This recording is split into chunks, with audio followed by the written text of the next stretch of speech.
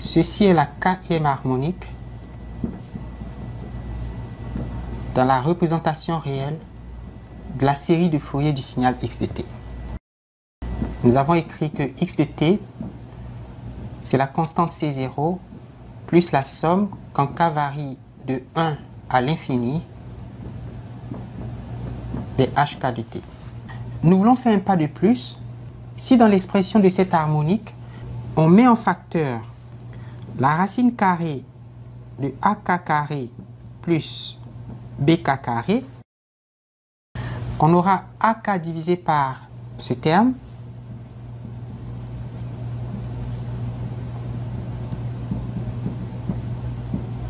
fois le cosinus de oméga kt plus bk divisé par ce terme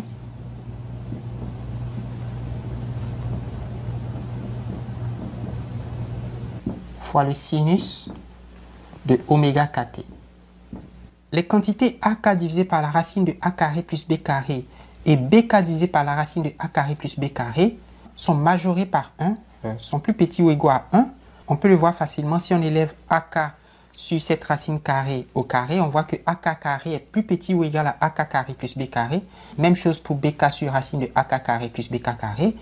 On peut donc regarder ce coefficient et ce coefficient comme le cosinus d'un angle qui dépend de k, donc je l'appelle phi k, et le sinus de ce même angle, phi k.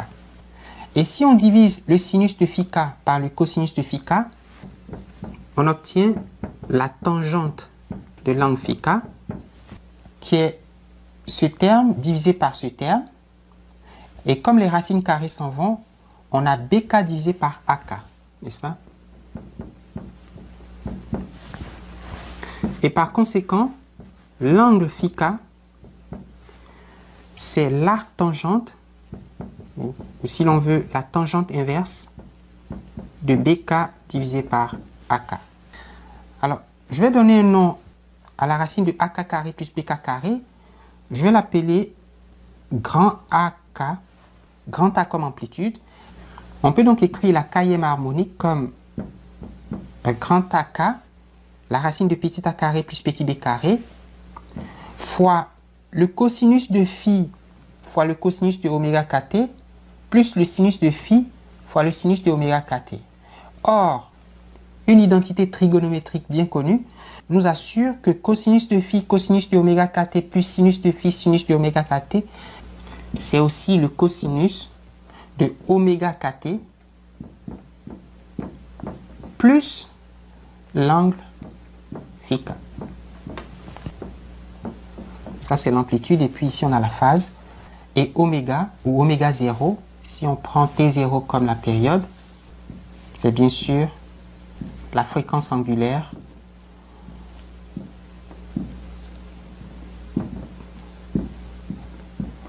fondamentale du signal périodique dont HK est la kème harmonique. Et on appelle énergie de l'harmonique le carré de l'amplitude divisé par 2. Et ceci nous permet de construire ce qu'on appelle les spectres d'amplitude et de phase, ou les spectres d'énergie et de phase du signal x de t, dont AK et BK sont les coefficients de la série de Fourier réelle. Alors, le spectre d'amplitude, il met en ordonnée la kème amplitude en abscisse, l'indice de la kème harmonique. 1, 2, 3, 4. Alors, vous avez des raies qui indiquent pour chaque harmonique son amplitude. Et ces amplitudes pour la série de Fourier décroissent dans le temps. Elles tendent vers 0 à mesure qu'on augmente le nombre d'harmoniques, bien sûr. C'est ce qu'on appelle le spectre d'amplitude du signal x de t. Et puis vous avez le spectre de phase et aussi le spectre d'énergie.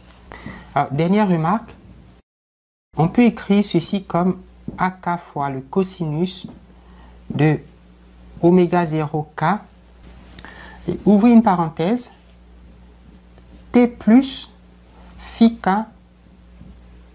divisé par oméga 0k. On a mis oméga 0k en facteur pour faire ressortir un fait intéressant par rapport à la phase. Alors, vous voyez que le terme qui est dans la parenthèse est la somme de t et de quelque chose qui doit avoir la même unité que t. Or, t, c'est le temps. Il faut donc penser phi k sur oméga 0 k comme une sorte de temps, et c'est-à-dire un retard. Et je vais noter tau k, le retard de la k-ième harmonique, le déphasage temporel, si on peut dire, n'est-ce pas? Et ça, c'est très intéressant. Ça met en perspective la dualité entre la fréquence et le temps.